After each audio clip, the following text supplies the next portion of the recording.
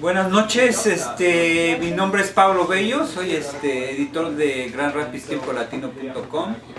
Nos encontramos con la maestra. Por favor, maestra, díganos su... Bueno, mi nombre es Marisela Ortiz, vengo representando una asociación civil que se llama Nuestras Hijas de Regreso a Casa, que nace en Ciudad Juárez en el año 2001 y fundamentalmente para encontrar la justicia para las mujeres asesinadas y desaparecidas.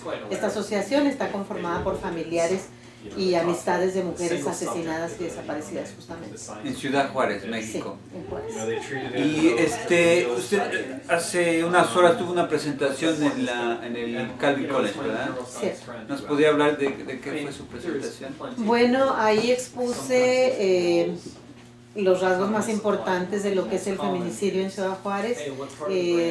Desde luego que desde mi propia experiencia, ¿verdad?, pude explicar lo que he visto durante estos años de activismo y sobre todo pues el interés mayor es que se reconozca la verdad y que se sepa que no es un asunto terminado, ¿no? Los asesinatos de mujeres empezaron en los años 90 y a la fecha ni se resuelven y continúan.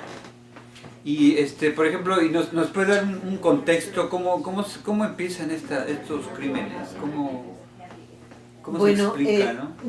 desde los años 80, 70, 80 ya se oía hablar de asesinatos de mujeres en Ciudad Juárez, sin embargo no había quien hiciera un estudio, ¿verdad?, donde se pudieran detectar ciertas similitudes o cierto patrón en aquellos asesinatos. Se tomaban como casos aislados y sobre todo pues era muy conveniente para la autoridad no tomar ninguna acción a favor de las mujeres. Sin embargo, más o menos en los años 90 hubo una maestra universitaria que para hacer un trabajo de investigación empezó a examinar, ¿verdad?, sobre todo un estudio hemerográfico en donde ella empezó a sacar datos de las mujeres que habían sido asesinadas, los lugares, las formas. No recuerdo el nombre de la maestra, ella falleció en condiciones muy extrañas, ¿verdad? Se habló de suicidio y etcétera, pero no recuerdo exactamente el nombre. ¿De qué institución era? De la Universidad Autónoma de Ciudad Juárez, pero ella dejó ese legado de su investigación a una gran mujer que defendió los derechos de las mujeres y que creó una casa para trabajar contra la violencia doméstica, Esther Chávez Cano, que ella le dio seguimiento precisamente. ¿Y es otra investigadora? Pues no es una investigadora, sino simplemente una mujer de un gran corazón, una mujer que entregó y dedicó su vida para defender, ¿verdad?, Mercedes a las mujeres, a Esther Chávez Cano. Esther Chávez Cano. Ella falleció hace unos 3 años, falleció de cáncer, pero sí, el centro que ella abrió sigue trabajando y sobre todo pues ella vio mucho por las mujeres que sufren de violencia doméstica. En Ciudad Juárez. En Juárez. Bueno, pues esta maestra que fue compañera de ella y que trabajaron juntas en algún momento, se da cuenta de que hay similitudes y arma un patrón y dice aquí los casos están así. Es cuando empieza a hablarse de las muertas de Juárez, ¿verdad? Pero así, las muertas de Juárez, que después... Más o menos por los 90, ¿no? Más o menos como en los 90, a los inicios de los 90, los crímenes siguen sucediendo, no hay investigación, siguen registrándose estos asesinatos y nosotras empezamos a trabajar hasta el 2001. Porque, bueno, no sé, siempre me he reprochado que no haber hecho algo antes, pero francamente que una comunidad como Ciudad Juárez siempre está interesada, ¿verdad?, en la problemática, pero cuando te presentan los casos de una manera diferente a como son, ¿verdad?, y que la autoridad trata de ocultar algunos hechos para no reconocer su falta de acción o algunas otras cosas que fuimos descubriendo en el camino, como la participación policíaca, como la corrupción, etcétera, ¿verdad? Entonces, pues la gente comúnmente cree lo que dicen los medios de comunicación. La gente vive pendiente de los periódicos, de la televisión, y se hablaba de que estas chicas eran asesinadas pues porque eran prostitutas o porque circulaban por calles peligrosas o andaban de noche, etcétera, como si no como tuviéramos si fuera un delito, derecho, ¿no? ¿verdad? Claro, como si no pudiéramos caminar andar en de la noche o Claro. salir en la noche, ¿verdad? O ponerte una falda cortita o ponerte guapa y verte bonita, ¿no? Todo eso era el argumento de la autoridad, ¿verdad? Para justificar estos asesinatos. Después nosotros dijimos, bueno, pues no son las muertas de Juárez porque ellas no se murieron, ¿verdad? Las asesinaron. Entonces tratamos de modificar todo aquello después de que en el 2001 nos empezamos a dar cuenta de los verdaderos hechos, de cómo se daban las condiciones para la mujer, el tratamiento que le daba la autoridad y por qué. Esto fue después de que asesinaron a una exalumna. ¿Suya? Sí, Lilia Alejandra García Andrade. ¿Usted dónde da clases? Yo daba clases en Ciudad Juárez. ¿Alejandra? Alejandra estaba estudiando su educación secundaria cuando yo fui su maestra. Y ella era hija de una amiga mía, también maestra, Norma Andrade. Entonces cuando ella desaparece, pues yo me uno a la familia en su búsqueda y me uno a las protestas, a las búsquedas y a la búsqueda de justicia cuando se encuentra su cuerpo 8 días después. Y bueno, con esa fuerza que tuvimos, ¿verdad? Porque la primera acción que nosotros hicimos ya organizada fue justamente cuando entregan el cuerpo de Alejandra y nos presentamos en las oficinas de la subprocuraduría de la zona norte de Ciudad Juárez, justicia, sí, con el cuerpo de ella para exigir la búsqueda de los asesinos, de él o los asesinos, ¿verdad?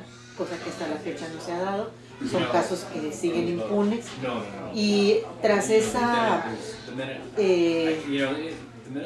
buscando esa verdad, buscando la posibilidad de que se encontrara al asesino, aportando información, haciendo otras pesquisas con lo que sucedió en el caso de Alejandra, empezaron a acercarse otras familias, otras madres que también tenían ese problema y que no tenían. Pienso que ellas vieron una fuerza en nosotras, ¿no? Alguna cuestión, yo creo que a lo mejor más seguridad, porque a ellas la rechazaban fácilmente, les decían, no, vengas hasta el miércoles y ellas volvían el miércoles. La policía. Sí, las autoridades no les daban información, no buscaban a las chicas.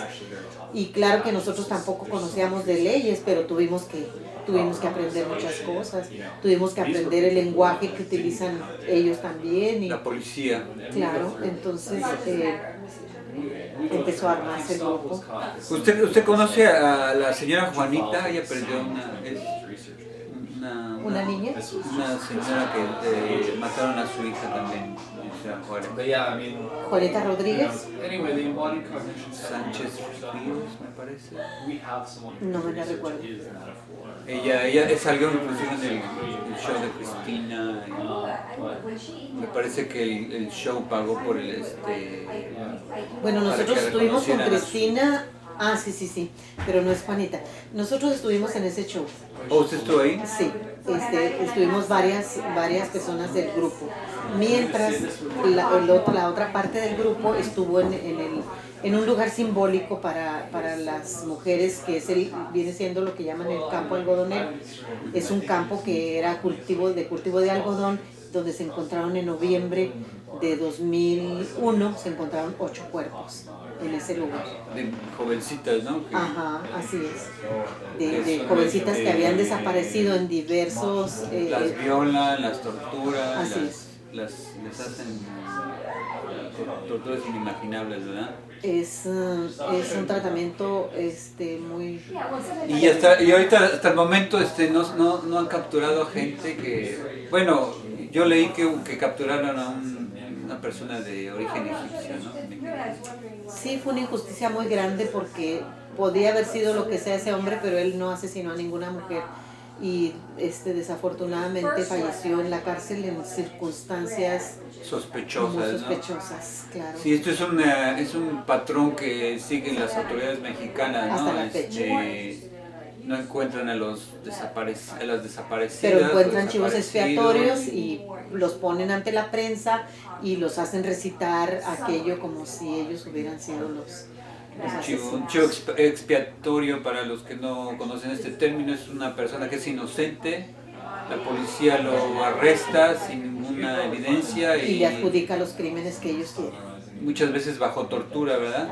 Cuando estuvo el egipcio en la cárcel, la policía dijo se acabaron los crímenes de mujeres, pero pues obviamente que no, ¿verdad? Y como seguían los asesinatos, entonces dijeron que el egipcio pagaba desde dentro de la cárcel para que mataran a más mujeres fuera. ¿Te acuerdas la total impunidad, ¿no? Yo creo que esta es una lucha muy particular porque siempre fuimos de la mano, o van de la mano, las familias de las mujeres asesinadas para pedir justicia, de la mano con aquellos que están encarcelados como chivos expiatorios. Gente inocente, ¿no? Claro, porque sabemos que son inocentes. ¿Cuántas personas han metido a la cárcel gente inocente? Muchísimas. Yo creo que en estos casos y de manera así que se haya conocido fuertemente, al menos son 5 casos, ¿verdad? Que conocemos y que se han hecho muy públicos, ¿verdad? Muy públicos.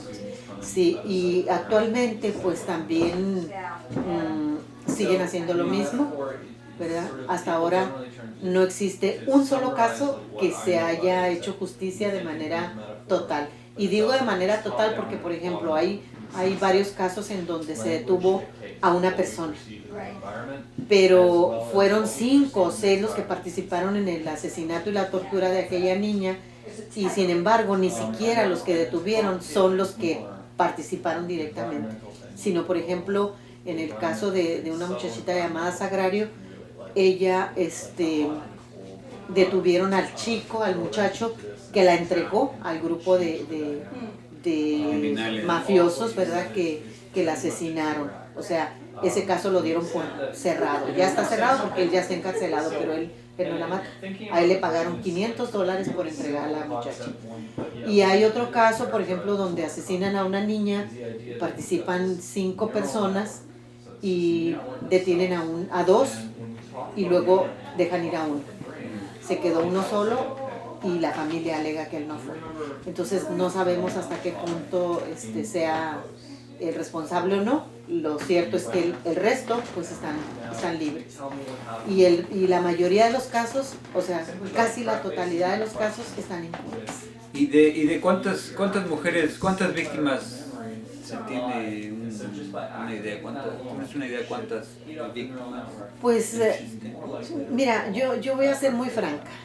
A mí no me gusta hablar de números porque pero se habla de he tenido malas víctimas, experiencias, ¿no? ¿verdad? Porque este no es un problema cuantitativo, es más bien cualitativo, pero sí se habla de más de 1,400 víctimas sobre Ciudad Juárez. Víctimas, sí. Es algo impresionante, ¿no? Ciertamente. Y en todo México se habla de 34,000 feminicidios desde los años 90 a la fecha. Y dicen que este fenómeno se está extendiendo a otros estados de la República Mexicana, ¿no? De tal forma que ya son 34,000 mujeres asesinadas y son crímenes que quizá ya se cometían desde antes, pero que tampoco se permitía el sacar la información hacia afuera. A nosotros nos tocó luchar con autoridades muy duras, ¿verdad? Recibir muchísimas amenazas, golpes.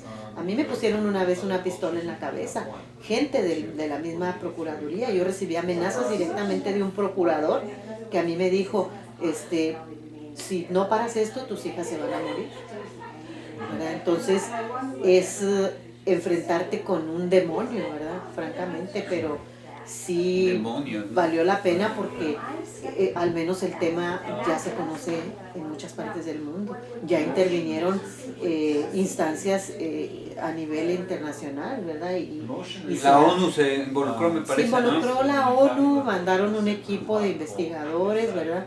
Se sacaron algunas conclusiones, se dieron algunas recomendaciones, pero bueno, no sé qué pasa en México, que eso no se resuelve, ni a pesar de que incluso también la Comisión Interamericana de Derechos Humanos también está involucrada, ¿no?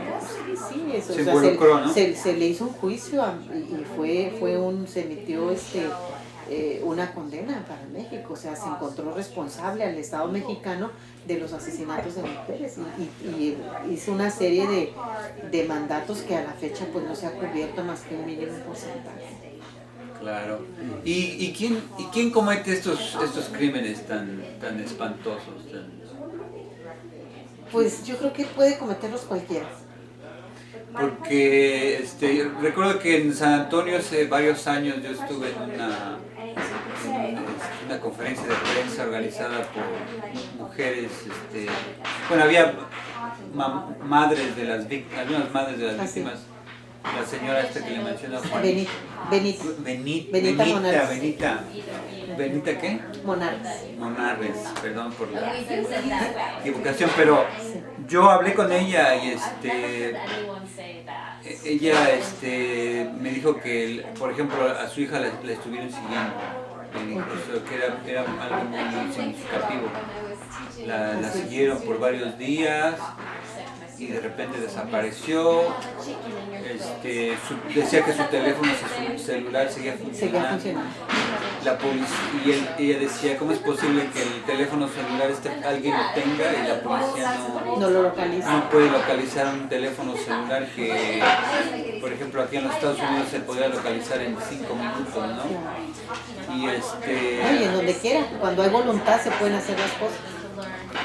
Y ahora, me recuerdo una de las periodistas dice que en aquel entonces ya tiene como 10 años, a la conferencia en San Antonio, decía que Junior, los hijos de los ricos estaban involucrados en estos crímenes, por eso es que había tantísima impunidad, ¿no?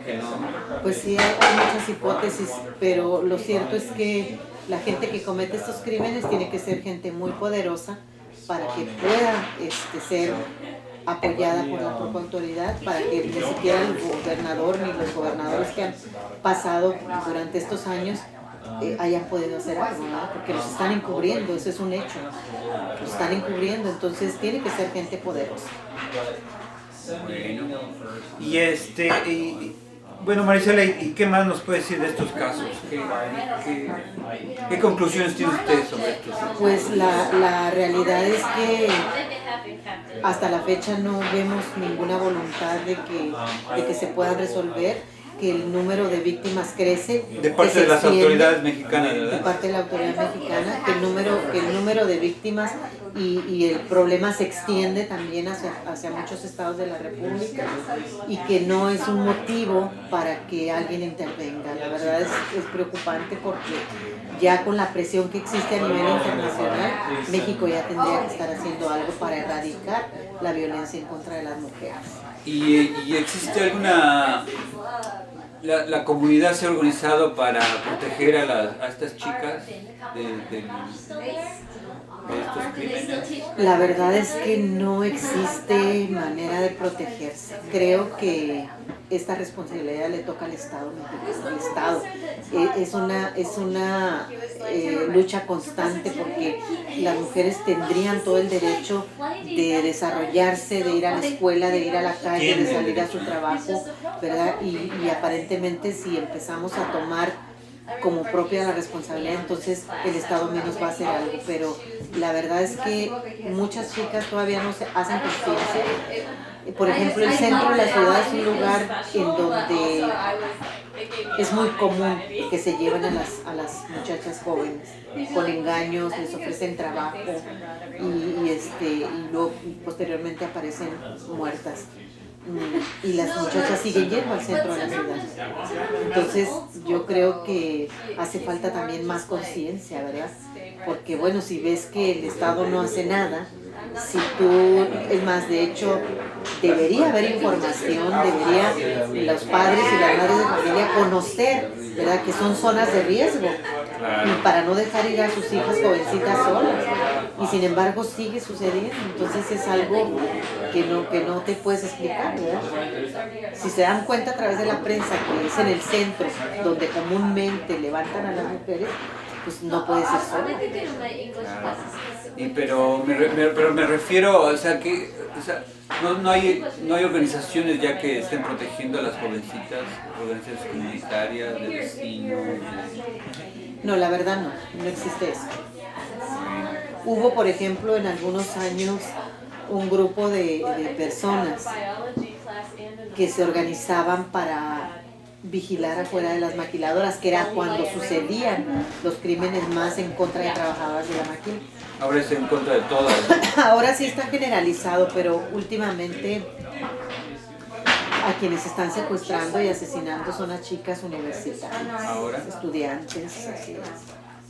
Entonces, pues es algo que debe terminarse, es algo con lo cual se debe ya trabajar de manera muy seria. Bueno, pues como mexicanos pedimos a las autoridades mexicanas que intervengan, ¿no? Y que paren esta matanza de jovencitas, ¿no? De una forma tan brutal. Le pedimos al próximo presidente, Enrique Peña Nieto, que se haga responsable de algo que le atañe y que pues por favor intervenga, ¿no? Pues esperamos, yo no le pediría, yo le exigiría que, claro, les que pare exigimos, esto, ¿no? porque si es Algo que quitar. Se metió un mosquito. No aparece. Oh, es un insecto. Bueno, Marisela, pues muchísimas gracias. Y algo más que quisieras agregar, que nos quisieras decir algo al público de aquí de Grand Rapids y de las personas que nos ven. Me imagino que en la website nos ven desde todo el mundo en algunos casos. ¿Qué les podrías decir a solamente videovidentes? Pues tocar su corazón, ¿verdad? Para que difundan estos casos y que no se crean las versiones de nuestros gobiernos de que la situación está terminada, que esto es cosa del pasado. Bajo control, ¿no? Esto es algo que sigue ocurriendo, lamentablemente. Y hay formas de terminarlo, ¿no? Yo creo que unidos todos podemos hacer mucho más. Y el asesinato de una mujer pues no termina cuando el dolor no termina cuando la sepultan, ¿no? Yo creo que apenas empieza la pesadilla para la familia, porque muchas de estas chicas, por muy jovencitas que estuvieran, dejaron hijos y esto pues es un drama tremendo, ¿no? Son niños que lamentablemente pierden muchos de sus derechos y es muy difícil que vuelvan a caminar por la vida de una manera segura, ¿no? Entonces hay muchas secuelas, ¿verdad?, que van deteriorando el tejido social y que van haciendo un círculo vicioso de la violencia. Tenemos que terminar con ello. Y bueno, yo creo que la sugerencia sería para la autoridad, que es a través de la educación donde podemos empezar a incidir para que las nuevas generaciones vayan impulsando una cultura diferente que permita que se restablezca la paz, ¿verdad? Y que exista una relación de respeto entre hombres y mujeres, una relación de igualdad. Y solamente es a través de la educación que lo podemos lograr. Muchísimas gracias y feliz viaje. ¿Cuándo regreso? ¿Regresa a Ciudad Juárez? Bueno, no, ya no estoy en Ciudad Juárez, pero regreso a Regresa a México. Bueno, a algún lugar. Sí. Bueno, pues muchísimas gracias. Al contrario. Buenas noches. Gracias.